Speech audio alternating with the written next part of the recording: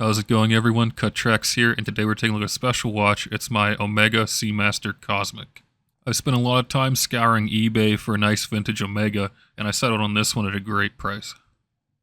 As you can see, it's in pretty good shape for a vintage watch. I believe it's from late 60s, early 70s, and it does have a few marks on it. You can see on the dialers a little bit, but it looks really good overall. Let's start off by talking about the movement for this watch, and I'm not able to show you the actual movement inside because of the way it's constructed. I just don't have the tools for it, but I'll throw some photos up here for you. It is the Omega caliber 601 manual movement with 17 jewels. It's a very popular movement and was a huge success for Omega. It was in production for more than 20 years from the late 60s going into the 70s, 80s. And it's not possible for me to show you the actual movement, like I said earlier, because of the construction of the watch. You'll notice there isn't the back you can screw off like most other watches. It's just a solid piece. And the only way to get the movement out is to use a special tool.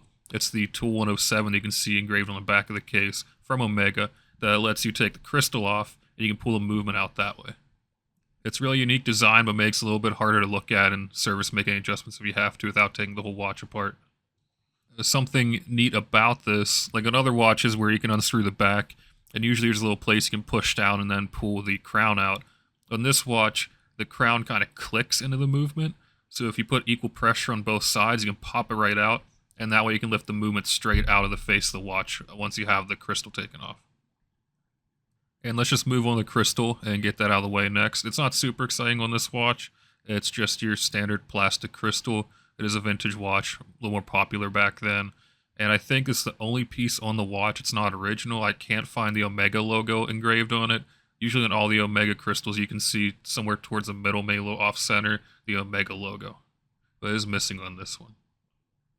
Now if we move past the crystal and the face of the watch, you can see it's still in fairly good condition. There are just a couple marks on it depending on how light hits it. Off to the right you can see a few lines, maybe a couple tiny scratches. Other than that, it's in fairly good shape. This option does not have the date window on it. I like that. I wanted to watch this as a nice clean look to the face of it. And I feel like the gold hands and the gold hour markers on all the quarter minutes look really nice on this watch. You can see on the dial we have Omega at the top and then Seamaster Cosmic on the bottom with a little crosshair design. I thought it looked really neat. Moving on to the hands, as you can see they're not perfect. Looks like some of the lume did come out of them. But it's not bad. It's nothing I'm worried about that I'd want to send in to get serviced. I just want to enjoy the watch as it is and take in that vintage aesthetic. At some point in the future, maybe I would have it in for service, though, but just not right now. You can see on the very bottom, we have the T and Swiss markings down here for the tritium, for the lume. And the lume on this watch doesn't last very long, but if you do expose to some sunlight, you can get a good 30 minutes out of it still. And that's just around the outside because, of course, the lume fell off the hands. So it's not super usable if you go into a dark area, unless you want to look at your watch like as soon as you walk inside. Let's take a look at this case now. So there's a 35mm gold-plated case.